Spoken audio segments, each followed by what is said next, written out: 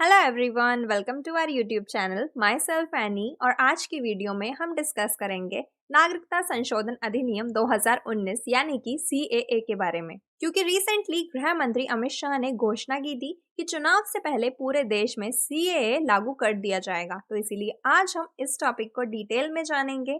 हम जानेंगे नागरिकता संशोधन अधिनियम के बारे में।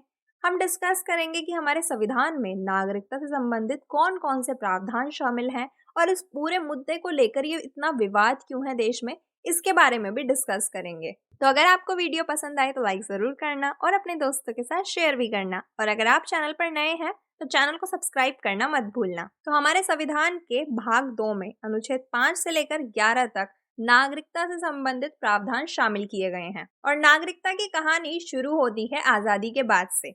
तो भारत का संविधान लागू होने के बाद भारतीय नागरिकता अधिनियम 1955 पारित किया गया, जिसमें बताया गया कि किस तरह से भारतीय नागरिकता प्राप्त की जा सकती है। और इस अधिनियम में 5 शर्तें बताई गई हैं, जिसके अनुसार कोई भी व्यक्ति भारत की नागरिकता प्राप्त कर सकता है। तो भारतीय नागरिकता अधिनियम 1955 की 5 शर्तों में सबसे पहली शर्त है जन्म के आधार पर।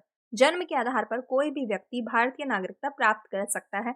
अगर किसी व्यक्ति का जन्म भारत में हुआ है तो वो भारतीय नागरिक कहलाएगा। 26 जनवरी 1950 या उसके बाद कोई भी व्यक्ति अगर भारत में पैदा होगा, भारत में जन्म लेगा, तो वो भारतीय नागरिक कहलाएगा। दूसरी शर्त है वंश के आधार पर। अगर किसी व्यक्ति का जन्म भारत में नहीं हुआ, भारत से बाहर हुआ है, लेकिन उसके पेरेंट्स भारत के नागरिक हैं, उसके माता या पिता भारत के नागरिक हैं, तो उस व्यक्ति को वंश के आधार पर भारतीय नागरिकता मिल सकती है। इसके अलावा तीसरी शर्त है पंजीकरण के आधार पर भी हम भारतीय नागरिकता प्राप्त कर सकते हैं। अगर कोई भारतीय मूल का व्यक्ति है तो वो भारत में 7 साल रहकर भारत की नागरिकता के लिए अप्लाई कर सकता है। और अगर किसी विदेशी व्यक्ति की शादी भारतीय नागरिक से हो जाए तो भी वो 7 साल रहकर भारत में नागरिकता के लिए अप्लाई कर सकता है। तो इस तरीके से पंजीकरण के आधार पर भी भारतीय नागरिकता प्राप्त की जा सकती है। जैसे कि अगर हम एग्जाम्पल लें सोनिया गांधी जी का, तो उनकी शादी भारतीय नागरिक से हुई थी और उसके बाद उन्होंने 7 साल रहकर भारतीय नागरिकता के लिए अप्लाई किया और अब वो भी एक भारतीय नागरिक हैं। लेकिन अगर कोई व्यक्ति जो जन्म के आधार पर भी भारतीय नागरिक नहीं है, वंश के आधार पर भी भारतीय नागरिक नहीं है और ना ही उन्होंने किसी भारतीय नागरिक से शादी की है, अब उस व्यक्ति को भारतीय नागरिकता कैसे मिल सकती है? तो वो मिल सकती है देशीयकरण के आधार पर। देशीयकरण के आधार पर नागरिकता प्राप्त करने के लिए आपको पिछले 14 सालों में से कम 11 साल भारत में रहना पड़ेगा।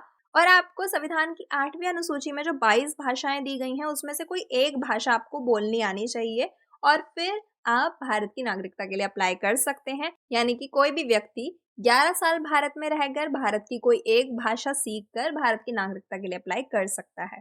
और इसमें 5वीं शर्त है क्षेत्र अधिग्रहण के आधार पर।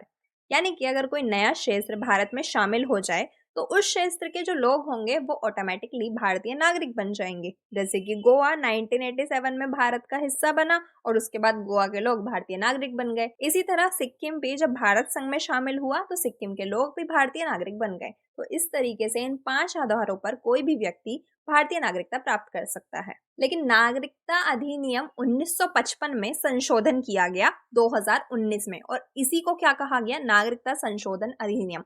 अब इसमें क्या चेंजेस किए गए, कौन से कानूनों को ऐड किया गया?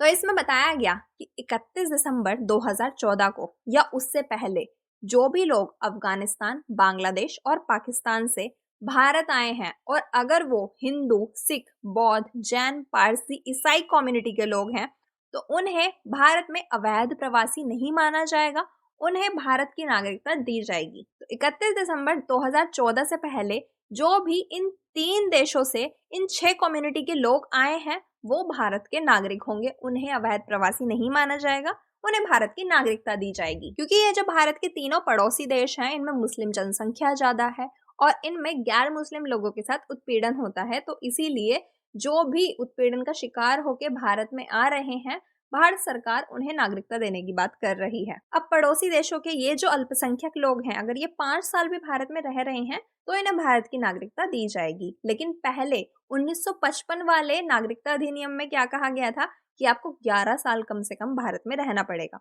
तभी आप भारत की नागरिकता के लिए अप्लाई कर सकते हैं। लेकिन यहाँ पर 11 साल की सीमा को घटाकर 5 साल कर दिया गया है। तो ये 2 मेन चेंजेस हैं जो नागरिकता संशोधन अधिनियम 2019 में किए गए हैं। और इन 2 चेंजेस को लेकर ही पूरे देश में इस कानून को लेकर विवाद बना हुआ है। तो अब हम जानेंगे कि नागरिकता संशोधन अधिनियम 2019 के सामने कौन कौन सी चुनौतियां हैं, कौन कौन से ऐसे मुद्दे हैं जिनको लेकर विवाद बना हुआ है पूरे देश में। तो इसमें जो सबसे पहली चुनौती है वो है विशेष लक्षित समुदाय। तो इस कानून में 6 कम्युनिटीज को लक्षित किया गया है। हिंदू, सिख, बौद्ध, जैन, पारसी, ईसाई। जो गैर मुस्लिम कम्युनिटीज हैं उनको नागरिकता देने की बात की गई है, क्योंकि ऐसा माना जाता है कि इन देशों में इन कम्युनिटी के लोगों के साथ उत्पीड़न होता है। लेकिन ऐसा भी हो सकता है कि वहां पर मुस्लिम कम्युनिटी के लोगों के साथ भी उत्पीड़न हो, लेकिन उन लोगों को भारत में नागरिकता नहीं दी जाएगी, उन्हें अपनी नागरिकता साबित करनी पड़ेगी। तो इसीलिए यहाँ पर मुस्लिम कम्युनिटी द्वारा इस कानून का विरोध किया जा रहा है।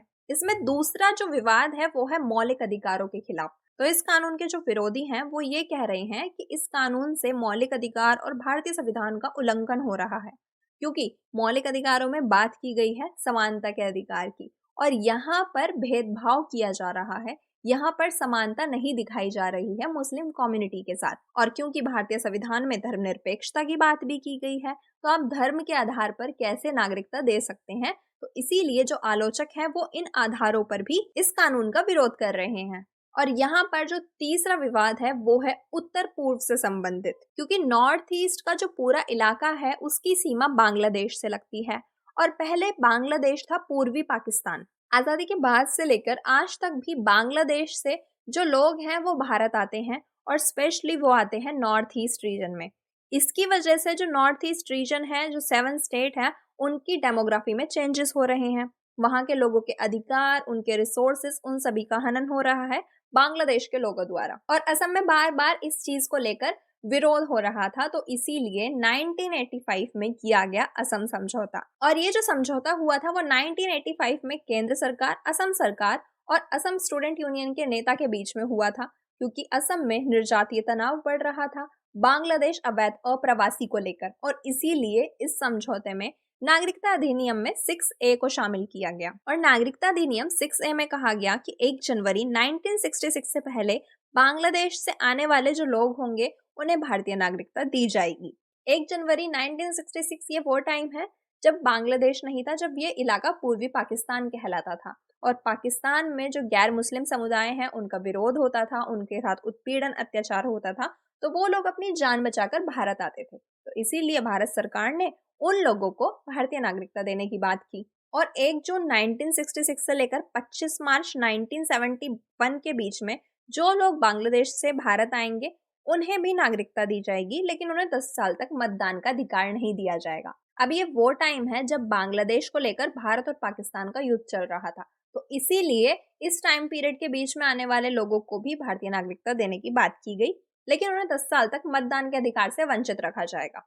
और युद्ध के बाद यानी कि 25 मार्च 1971 के बाद आने वाले जो भी बांग्लादेशी होंगे उन्हें वापस बांग्लादेश भेजा जाएगा, उन्हें भारतीय नागरिकता नहीं दी जाएगी। तो यहाँ पर जो डेडलाइन है वो फिक्स की गई है 25 मार्च 1971। लेकिन 2019 में जो नागरिकता संशोधन अधिनियम लाया गया उसमें क्या कहा गया है कि 31 दिसंबर 2014 से पहले जो भी लोग बांग्लादेश, पाकिस्तान, अफगानिस्तान से आएंगे उन्हें भारतीय नागरिकता दी जाएगी। तो ऐसे में यहाँ पर वो लोग भी शामिल होंगे जो बांग्लादेश से असम या फिर नॉर्थ ईस्ट रीजन में आएंगे। जबकि असम समझौते में जो डेडलाइन फिक्स की गई थी वो 25 मार्च 1971 की गई थी। और यहाँ पर जो नागरिकता अधिनियम में संशोधन हुआ 2019 में, वहां पर 31 दिसंबर 2014 की डेडलाइन फिक्स की गई है। तो इसीलिए असम समझौते को लेकर ये पूरा विवाद सामने आया है। जब भी नागरिकता अधिनियम 2019 की बात की जाती है तो असम और पूरे नॉर्थ ईस्ट में तनाव देखा जाता है। तो यही है मेन रीजन उस तनाव का। तो 1985 में जो असम समझौता हुआ ये कानून उसका खंडन करता है, जिसमें कहा गया है कि 1971 के बाद बांग्लादेश से आने वाले अवैध प्रवासी चाहे वे किसी भी धर्म के हों उन्हें निर्वासित किया जाएगा, उन्हें वापस बांग्लादेश भेजा जाएगा। लेकिन CAA जो ये कानून है ये इस समझौते का विरोध करता है, तो इसीलिए CAA का विरोध किया जाता है। इसके अलावा इस कानून को भेदभावपूर्ण बताया जाता है, क्योंकि यहाँ पर बांग्लादेश, पाकिस्तान, अफगानिस्तान की 6 कम्युनिटीज की बात की गई है, लेकिन श्रीलंका और म्यांमार जो भारत के दूसरे पड़ोसी देश हैं जिसमें तमिल और हिंदू रोहिंग्या शामिल हैं, उनके साथ उत्पीड़न होता है। इस कानून में उनको शामिल नहीं किया गया। इस अधिनियम में उनको नागरिकता देने की बात नहीं की गई, तो इसीलिए यहाँ पर ये भेदभावपूर्ण बताया जाता है। तो ये सभी वो मुद्दे, वो पॉइंट्स हैं जिनकी वजह से नागरिकता संशोधन अधिनियम 2019 को लेकर पूरे देश में विवाद है। तो इस वीडियो में हमने डिस्कस किया कि संविधान में नागरिकता के कौन कौन से प्रावधान शामिल किए गए हैं, किस आधार पर भारत की नागरिकता प्राप्त की जा सकती है, भारतीय नागरिकता अधिनियम 1955 और नागरिकता संशोधन अधिनियम 2019 के बारे में जाना, और हमने डिस्कस किया कि कौन कौन सी चुनौतियां नागरिकता संशोधन अधिनियम 2019 के सामने हैं। सो आई होप आपको ये टॉपिक समझ आया होगा। अगर कोई भी डाउट या कंफ्यूजन हो तो आप कमेंट्स में पूछ सकते हैं। Thank you.